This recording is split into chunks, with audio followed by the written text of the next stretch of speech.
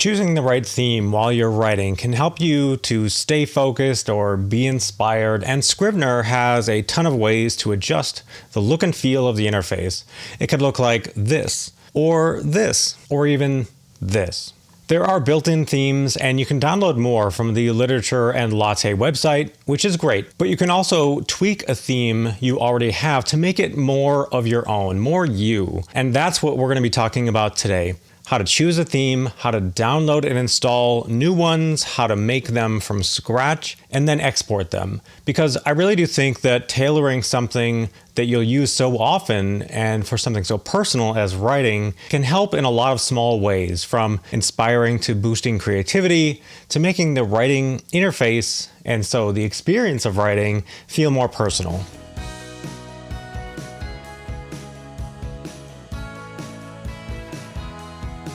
Hey, if you're new to the channel, I'm Brad Beaulieu, and I'm a full-time fantasy and science fiction author with a dozen novels, tons of short stories, and 20 plus years of experience in the field of writing. This channel, A Novel Approach, is dedicated to writing, editing, publishing, and the business of writing. If any of that sounds up your alley, be sure to subscribe. And if you find this video useful, I hope you'll like and share, and maybe even buy me a coffee on coffee.com. And if you're considering buying Scrivener, I have an affiliate link in the description that helps to support the channel at no extra cost to you.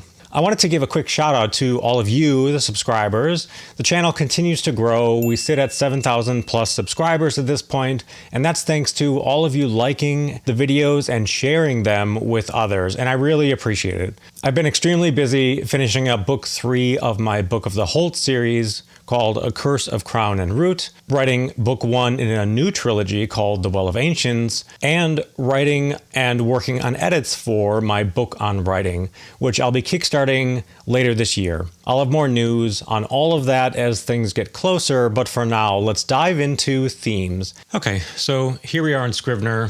I'm using a project that is for a book that I have coming out next year. It's called The Well of Ancients. And Scrivener, you can see, is kind of in my default mode. It has a dark theme, obviously. It has the binder open on the left-hand side. It has the one editor. I can, of course, have 2 editors if I want. But just for ease of view of everything that we're going to look at, I'll just keep it to one editor. But just keep in mind that everything that we do will apply to both editors when you change them.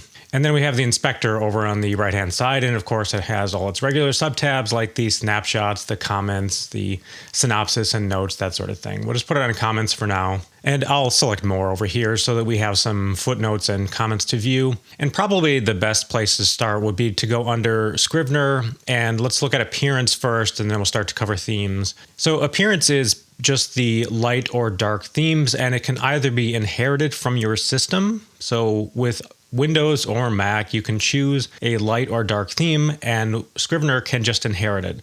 So I am currently inheriting it from Mac OS, and that theme is set to dark with these gold accents that you can see all around.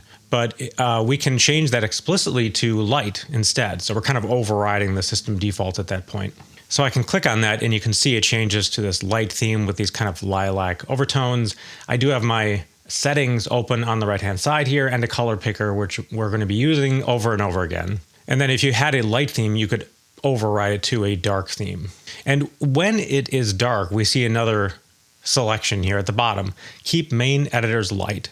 What that does is it sets any of your main 2 editors to have a light background, kind of like a white page against a dark background, if you like that sort of thing. If you want the page-like feel, a printed page-like feel for your editors. For mine, I'm going to keep mine as system default for now, but just keep in mind you can override those. And I'm also going to get rid of that keep main editors light. So this is where we're starting from.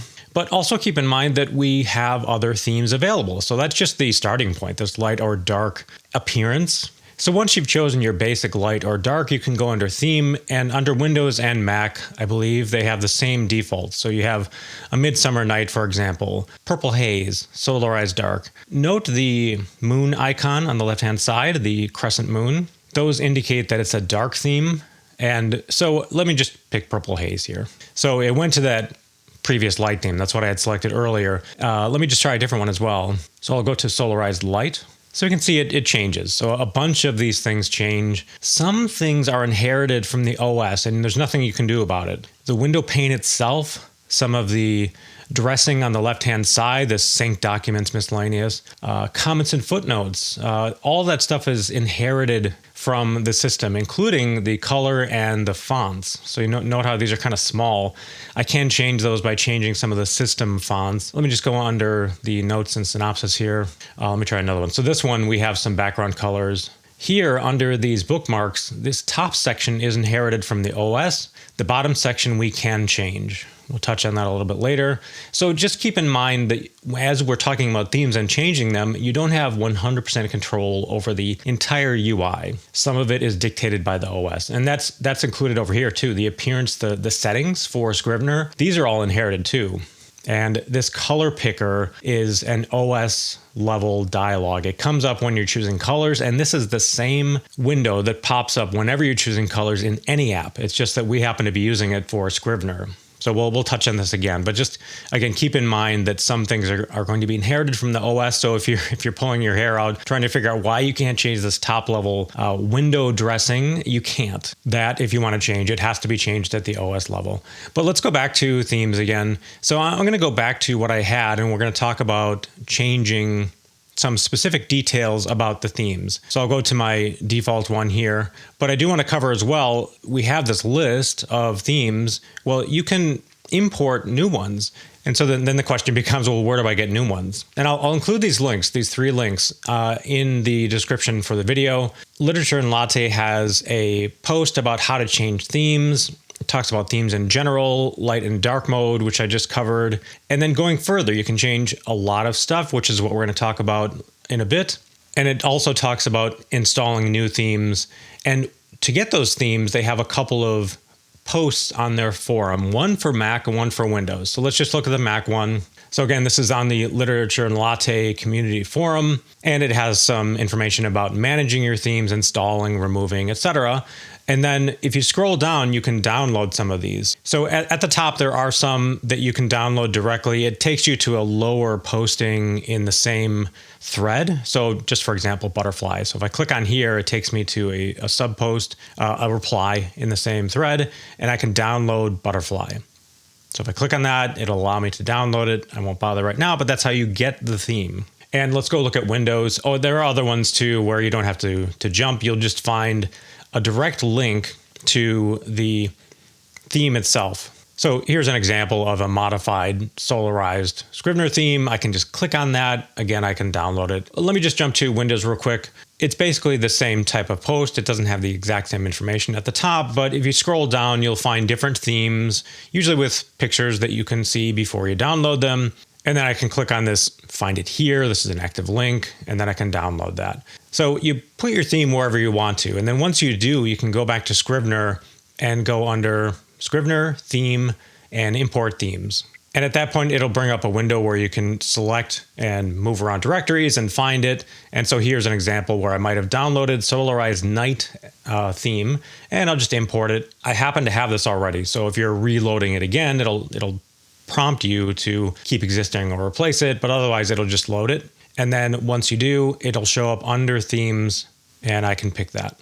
So Solarized Light, for example. So that's how we download and import themes and use them, but you may find that you want to customize it. You may want to make something that helps you creatively or helps you focus or what have you. And so what we're going to do at this point is go through the different options that you have for changing the theme so you can kind of make it your own. And then we'll talk about saving it, exporting it so you can send it to other people or perhaps move it to another system that also has Scrivener, that sort of thing. So let me go back to my default one. So this is my starting point. Again, this is just based on the system themes with some modifications for the text. The fonts I changed to be similar to one another and also be a little bit larger. And the place that we're going to be changing themes is under the settings. So if you go under Scrivener settings, and there's always keyboard shortcuts, if available, they'll show them on the right-hand side on the Mac. I'm not positive if Windows is the same, but it'll bring up the settings, and then you go to Appearance. And so on the left-hand side, there's just tons of things that we can change. Let me go to General Interface at the top. So we're going to talk about the binder, the main editor and some of the tabs on the inspector, like the comments, snapshots, and also composition mode. That'll be our main focus, and we'll go through other options a little bit faster. So the thing that we want to take note of especially is the colors options in the selections on the left-hand side. So let me just look at Binder. So Binder has subtabs. It has options, fonts, and colors. Note that general interface doesn't. So these are all different. These are context sensitive in terms of what you can change. So we have, again, general interface. Then we go to the Binder. It has options, fonts, colors. If we go to composition mode, it has just options and colors. Corkboard has 3, full screen has just options, index cards, etc. So you're going to find a different thing under each. Main editor again has all 3. So let's swing back to the Binder and start picking some colors. So under Binder colors, we have Binder background and search results background. But let me just take a step back for a second. The question then becomes, if you're going to be changing all these colors, what do you change the colors to? Me personally, I am not an art major. I am not an interior designer. I know a bare minimum about color design and color palettes, but I find if I'm picking things by myself without guidance, they look terrible. And so you probably want to find a color palette to help you along. And one of the best places to grab it is some kind of image search.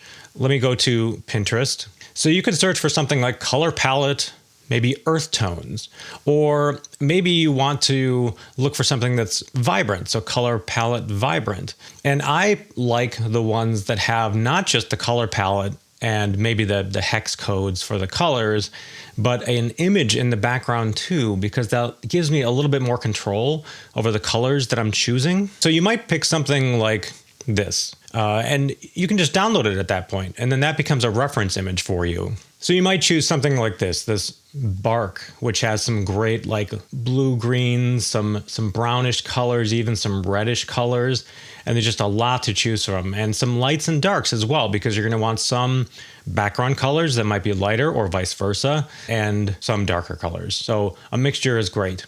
Or you could do something like this, where you have these great, obviously, skin tones, but also these cool golds and oranges and blues. This background color can be used as well. Or maybe you pick something like this that has these awesome like wood tones with these nice rust colors and some yellows, oranges, really dark browns in there too. For today, I'm going to go with this deep autumn because it gives me a whole bunch of colors to choose from. And again, look at the variations in here. When I'm using the color picker, I can pick a different shade of, say, mustard or cream based on where I click on this little color chip, let's call it. So let's come back to appearance. So we're going to be changing the binder. And so we have the binder background and these search results. Let's start here, binder background. So if I click on this color selection here, note that it changed to yellow or whatever highlight color that you have on your system. We must have that active to pick anything. So let me just give you an example. If I click over here, if you see on the left-hand side, it's changing the colors of what's being selected. So let me come back, and if I now select this, nothing changes. Nothing is happening over in the binder. Again, this must be highlighted. So just keep that in mind. It's easy to forget and even be switching between windows, and this becomes inactive pretty quickly and easily as you're kind of jumping around between windows. So just keep that in the forefront of your mind as you're going through and picking your themes. So again, I'm choosing this here. And in this window, in this color picker, we have this great eyedropper tool. So if I click on that, I can then go choose anything I would like down here. So let's go with kind of this, mid-tone, reddish, orangish color over here. So now we can see that that's changed and we have this white text over there. I want to show you something as well with the text. So let's go with a lighter color, maybe something like that. And then once we've selected the color, we can change anything we want here, but it has these sliders, one for kind of the intensity. And if we slide it towards brightness, we can see on the left-hand side, it changes the color to black. So it's smart enough to know that when you get light enough with your color choice closer to white, it will switch it for contrast purposes. So you can actually read the text. So just keep that in mind as you change this. That will possibly switch the color of the font itself. Okay, so I'm going to go back to this and go with more of a kind of a reddish color. So there, so we'll pick that, and then I can change this however I want. Let's make it kind of dark-ish. Okay, so that's one chosen. And then we have the search results background. So if we click here, nothing will change because we're not looking at search results. So let's look for some. So in Scrivener, we have the option of doing a find in different documents. So if I go here, I can do Command F and search for dinner, for example. And I can keep doing that with like a Command G to cycle through them. But Scrivener has this great project search. So if I go under Edit, Find, there's this search in project. Project search basically searches for anything within your entire project. And there are ways to limit that. I'm not going to go over that right now. You can click on this down arrow and look through some of the different choices that you have for how it's going to search. But when it does, it will bring up a search results. It's no longer in the binder. And we can see that because it's highlighted here, search results versus binder. I can click this X to get rid of it. I can also just go to the binder if I want to. So the search results are still there in the background. I can flip back and forth as I want between them. I can also click X and get rid of them, and it just defaults me back to the binder.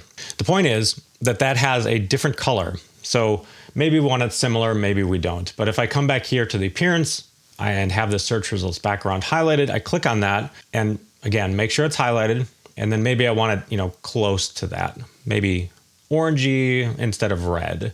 And we can see that it changes it over on the left-hand side. Okay, so that's two colors chosen. That's the binder. Now let's go to the main editor. Okay, so there's one thing to understand about the main editor. It does have a background. So that's this fixed width background. And the easiest way to see that is just to change the editor itself, the color of the editor. So let's do this, and we'll go to our color picker. Again, we're highlighted, eyedropper tool, and maybe we want this a medium color because we're going to make the background a darker color. So we could have it oxblood here, and then let's change the fixed width background. So it's already highlighted because we had it highlighted earlier. It does carry over sometimes. I'll go to the eyedropper, and I want this like real dark. So maybe like an espresso color. So now I have this background color, and it's a nice complement to the red foreground, but maybe the white is just too bright. So I'm going to go to the text now. So the background, the editor, and the text. And here I want something kind of creamy instead of pure white. So I'll go here, and it just brings that tone down just a little bit. It's a little more pleasing to the eye. So I've got those three changed, and then we have some other choices as well. But let me just go to the editor again here. I talked about the brightness level, so we have that we can change. So we can make that lighter or darker, but then we also have opacity. So if you want to blend a foreground color with the background color a little bit more, you can make the editor itself less opaque. So increase the transparency.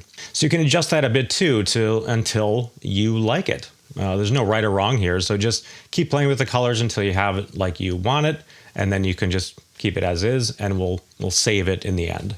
Okay, this media background, you can have like PDFs and JPEGs in your binder. And if you select one of those, the media background is this background for those types of documents within your binder.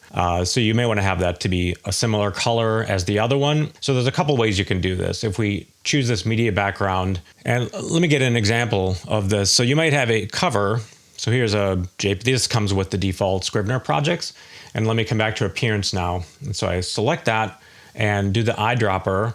And you can select a color that you've already chosen if it's visible in the left-hand side here. So let me just go back to any old document. So here I have this background color, and now I can go to my color picker for media background, click on that, eyedropper, and select it. Another thing that you can do, instead of going through all that rigmarole of choosing a document that has the background that you want, is save the color chip. So if you have something picked already, you can then in the color picker, just click on that color and then move it over to this area. So I'm just going to save it like right here. And I think I had it already, so it actually saved it as a previous one. I think that one right there. So just keep in mind that you can save a bunch of color chips, and you may want to do that as you're moving through this so that you don't have to choose from your reference image anymore, and you don't have to choose from some other type of document. You just have them all right there, and then you can pick them. So now that we have that chosen, let's go look at that media background. So if we go back to the cover, we can see that's now changed. And then we have the comments area. Let me go back to a document that has some comments in it. So we have this footnote and comment. Note that in the comments area, it just has one color, and that's for the background. So if we select this, Maybe we want something a little bit different. So I'm going to do my color picker and go to espresso, make this a little bit darker, and maybe even I could lighten it up if I want. I could darken it. Just something to set it off a little bit from the main editor so I know where my columns are. Now, note that it didn't change the colors of the comments or the footnotes themselves, and that's because they can be selected individually. So if I right-click on this comment, I can see red, orange, etc. And these are semi-transparent, so that's why they aren't like, say, pure yellow or pure green. But once we have it selected, any comment that we add after that point will be the same color. So if I select some text here and add a new comment, it's that blue color. And then if I change this one to yellow, let's do orange, and I do a new comment, that will also be orange. So just keep in mind that's how you select your colors, and you can change them at any time. So you may have purposes for colors like hard comments or things you're not sure about that you just want to review later, that sort of thing. So let's look at text selection. So if we select some text over in some editor, we can see that it's kind of this goldish color. We can change that too. So click here, like that, and I want this to be like a yellowish color. And oddly enough, when you go to the appearance, you're switching windows, and so it's no longer active over here. I have to click over here to actually see that change. So just keep that in mind once you've selected it. When you're here selecting something, it has this kind of default grayish color that indicates that this window is not currently active. So just click over here and you'll see the color. So I have this kind of orangey, yellowish color, so I'll just keep that. So that's our text selection, and then current line highlight. It's showing which line is selected with this kind of grayish color, grayish blue. And so that's what this current line highlight is for. And the place that we see that is under options, under main editor. So it has this highlight current line. So we can either have that on or not. So that's optional, but if you have it selected, this will dictate what that looks like. And so maybe we want that to be something like the yellow, but maybe not so bright as that. So I'll select this kind of tannish color. Again, I can kind of play with this a little bit until it's pleasing to the eye, and then that's selected. So that's the full main editor color options. Keep in mind throughout, you can change the fonts as well. So that's how you change the different panes for what the base font looks like and how large those fonts are, that sort of thing. So I'm not going to go over fonts. We're mostly covering colors today, but just keep in mind you can go to fonts and you can change that to something else. So I happen to be using my system font of like a Palatino, but over here it's a different font. Same thing for over here in the comments. Okay, so back under colors. So we've covered everything under main editor. Now let's cover the composition mode. So you can go to composition mode by clicking here. There's a keyboard shortcut as well. You can also go under view, enter composition mode. Okay, so this changes the screen so that all of the clutter of the binder and the inspector and the editor and the top menu, they all go away. And this allows you to just write, stay focused, and you may want to change these colors as well. So I'm just going to hit escape, get out of here, so our colors come back. So I'll go to composition mode, and here we have a ton of colors again. The main things will be the editor, which is kind of that page thing that we talked about here, the background, which is the screen background, and the text itself. So let's start with the screen background. And here again, we might want to choose some of the same colors as we have had before. So I can click on this, make sure it's active, click here, and I can just eyedropper over in this area, nice and easy. And then the editor, I can do the same thing, eyedropper, and I'll choose the editor color. And the text, this can be a little bit trickier if you don't have a color chip already, but you can go very slowly, and if I can go slowly, and choose that color. And now if I go back to composition mode, we can see the background, the editor, and the text is all changed. So you have the same options more or less. There are going to be some other things too, because you can view the synopsis. You can optionally have scrivening titles included. I'll cover that again in the main editor in a little bit. Any notes that you have, bookmarks preview when you're in composition mode. All those things can optionally show up. So just keep in mind that those are available. And if they're not the right color, you can come back here to composition mode and colors and then choose them to be whatever you want them to be. We also have the current line highlight. So same deal, make sure that's active, and then we may or may not want to use the exact same color as we have before. You have the option to do that. And then text selection. So let me select some text. See, I don't know if it'll let me, because when I go over here, it's going to change that. But we can just do something similar. Click there, That was kind of a yellowish color. So now if we go to composition mode, it should act pretty similar to what we had before. Okay, so we've covered the binder, the editor, composition mode. Let's look at some of the options on the inspectors. So we did cover this comments and footnotes already. Let's look at the snapshots. So let me make this a little bit larger here. And if I go under snapshots, I have the text background and then deleted text and new text. So the background is pretty easy to understand. We'll make sure that's active. Click here.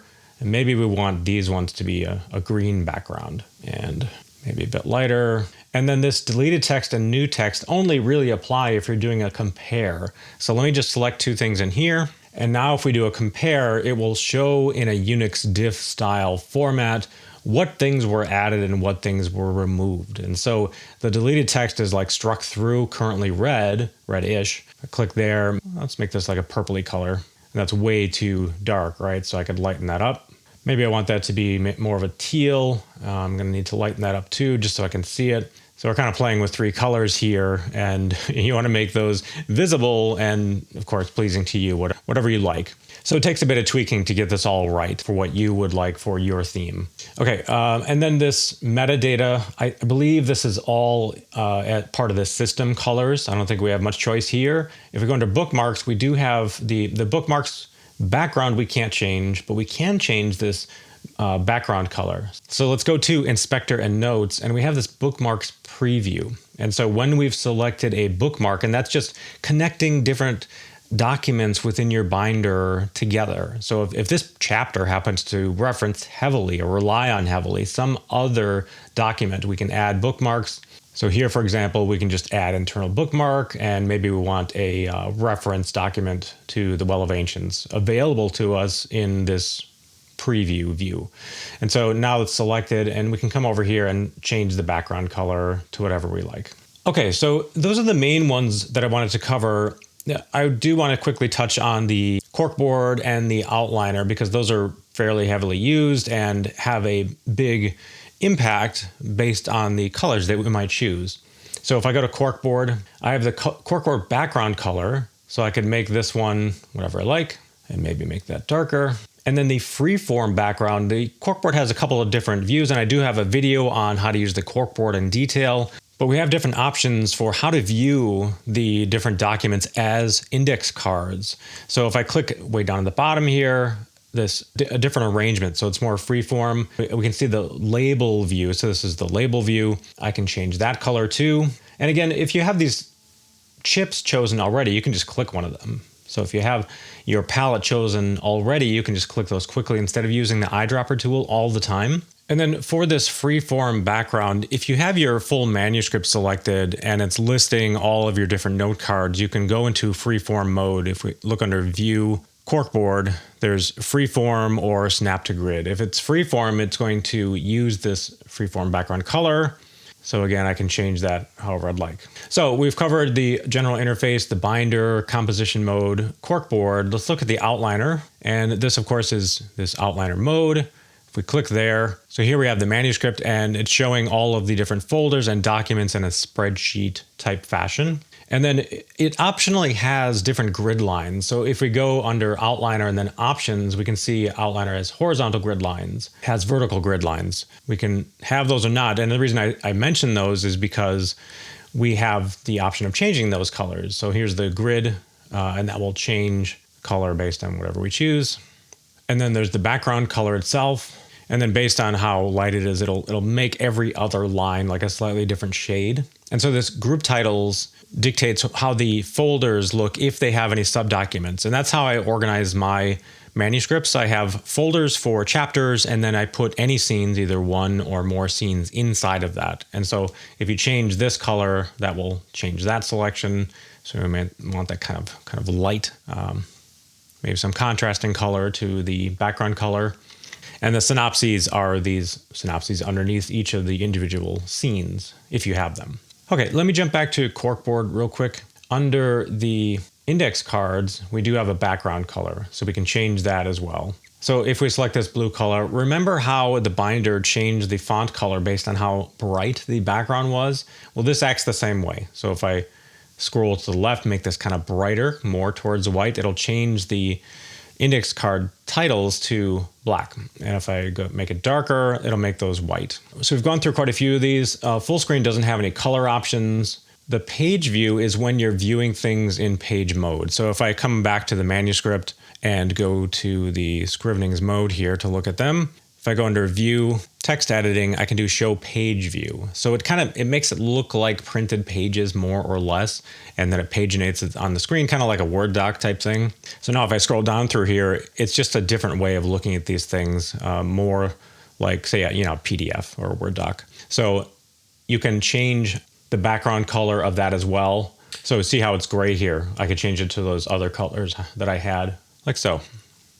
In our color, in our appearance settings, we have this quick reference. You can quick reference other documents as you're working on other things. So there's lots of features in Scrivener to let you look at other stuff. We have these two main editors, but we also have a quick reference panel. So if you're currently viewing some things in the editor, but you want to look at another document quickly and then just get rid of it, you can use the quick reference for that purpose. And it has other purposes too. There's lots of ways to use it. But if I right click at something over here, if I had left clicked that, it would just change this editor, but I can right click instead and go to open as quick reference. So we see there's more options here. So we can change this as well. We can go through and change all of those. Same process. Scratchpad is a similar feature, but you can actually use this across different applications. So the Scratchpad, we can go under Window, Show Scratchpad. So we can bring that up. And again, I don't think we'll have control over here, but we do have control down here. And again, this is kind of outside of any given project. So you can make some notes over the course of time, and then you can send that to a particular project and add it to the binder in that project. Again, I won't go over the functionality so much as just making you aware that these color changes are available. So that's Scratchpad. And then these Scrivenings, if you are in Scrivenings mode where you're viewing multiple documents, so let's just select a few. So we just have those 3 chapters with the scenes underneath. If you have the titles shown, and I don't normally use it, and so you have to have them awake and visible. And we do that under View, Text Editing, Show Titles in Scrivenings. So here's an example where the folder is being shown, Shiv Breaks the Hummingbird, and then the title, so that's the title of that folder. And this is the title of the subdocument, the scene within it. So I happen to use the same, and the only time I change them is if there's a chapter, for example, where there's 2 different scenes with 2 different purposes. I mean, they're doing different things in those scenes. So we have these 3 folders viewed, and we see the titles. So the title's text color, we can change that too. Right now it's this bright white, but we could change it to that cream color that we've been using elsewhere if we wanted to. The Scrivening titles background, I think, has a bug in it. After a little bit of research, it may work on Windows, but even if I don't have a label for any given document and it has a title and I'm showing titles, I can't get that to work. I've seen some indications that turning the text titles off and back on again will make it show up, but it doesn't work for me. So that one's probably a rarely used one anyway, so I wouldn't worry about that too much. And then just a couple things before we save our theme. So if you have targets in your Scrivening sessions, you can normally see them up top here. This is the project current versus target, and then the daily session current versus target. So let me just go under project, show project targets. And so these colors are dictating what the beginning, midway, and end colors should be. So right now I'm right in the middle, and I just set this to 250 given my current count of like 125 roughly. So if I change my midway color to something else, it would change that. So maybe make this kind of a red theme. So maybe we start at red and head towards yellow. So here I could start red, and the end color, maybe we want that to be cooler or yellowish. And so we can only see it when we change this. So let me just change the target to say 100. Okay, so we have our yellow because we've reached the end theoretically. Whereas if I made this 500, super huge book. So it's more towards the red, right? And that'll be true of the session target as well. And then there's this overflow. These colors appear when you bring up that target sub window, but you can also have it show up in the target selection here. If you hover, you can see the targets and the current amounts you've reached towards them. If you use custom colors under the options, so targets, options, use custom colors in toolbar progress bars. So I'll select that, and then if I come over here, I can see this top one is red. And if I bring up the targets again, and make this 100 again. So we can see that changes because it's now towards the end of that project, so it makes it yellow. The same thing is true of the bottom bar. So the bottom bar is the session. I'll just cut and paste some text. So I've added some words and we can see now that it's red. And if I keep adding more, it heads slowly towards that yellow color. So we have control over the beginning, middle, and end. And then finally, the textual marks. So here, if we have show invisibles, which we may want to do now and again, if I go under View, Text Editing, Show Invisibles. So that shows any marks. So the characters that we've typed, the spaces, the return keys, tabs as well. If I add some tabs, we can see it's adding those as well as this kind of arrow. And so that color can be changed under the texture marks and colors. So if we click under invisible characters, we can change that too, maybe to something lighter, maybe darker, what have you. You can see those are all changing in the left-hand side there. And then the insertion point, the cursor, as it's blinking, that can be changed too. So I changed it to like a red color and you can see that's now red over here. And then the inspector footnotes are different. They're treated differently from the comments. The comments we can change dynamically, remember. We can choose whatever color we want. The footnotes, we have to go to this textual marks, colors, and then inspector footnotes. So if I have that selected over here, we can see we can change that background color too. And then links. If you have a link in your document, let me just get rid of the invisibles. Let's say I have a link here. I can just right-click this and link to another document inside of this project. So that is going to be another color that we can choose, the link color. So if I change this, it'll change here. This search results highlights, I mentioned when we go to the project search, let's look for Hummingbird. It will search different documents for the existence of Hummingbird within it, and there's different ways that we can search. But my point here is that it will also, this is really useful sometimes, it will also highlight within the current set of Scrivenings the text that you typed into that project search. So here we typed Hummingbird and we can just see them just by kind of scrolling through here, right? It's a really easy way, instead of doing like a find command and then doing the Command G or Control G to move through them, we can just see them all by scrolling up and down through the document. And so we can change that highlight color so that you might want to be something more pleasing to the eye for your theme again. And then search results underlined. So you can see the search results when they're active, they have a background and then they're also like underlined here as well. So we can also change that color. Okay, so after you've done all this stuff, you're going to want to save your theme. In your appearance, you can click on this manage and then you can save the theme and that will save it to your current instance of Scrivener. So let me just save this as brand new theme, and you can choose what you want to save in it optionally. I'll say okay.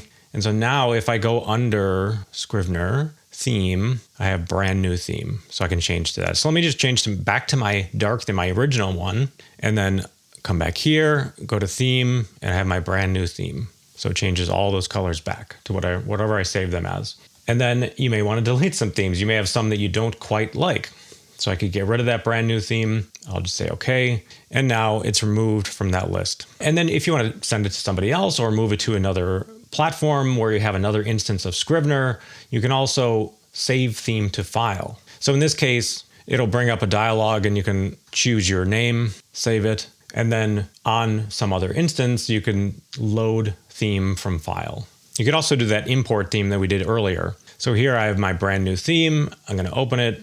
So now that's been loaded, but it hasn't been saved as a selectable theme. So you would have to go ahead and do the save theme at that point to make it kind of a permanent choice, permanent selection under the Scrivener theme values. Let me just try this under here. Scrivener theme, import themes. I'm going to go back to that brand new theme. I just want to see if it creates a new selection under here. So Scrivener theme.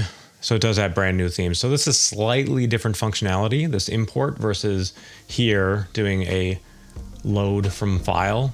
So you would have to save this separately. So it's faster if you're going to save it anyway to go under Scrivener theme and then import themes. As you can see, there's a ton of flexibility where it comes to the look and feel of Scrivener. You may find the stock appearance works for you, but it may be worth the time to tweak it a little. If so, I hope this video gave you all the tools you need If I missed anything, or there's anything else you'd like to see covered about Scrivener or writing, please drop a comment below. As always, if you find this talk useful, I hope you'll like and share with others, including writer groups. That really helps to grow the channel. Until next time, dream big, stay positive, and keep writing. Peace, everyone.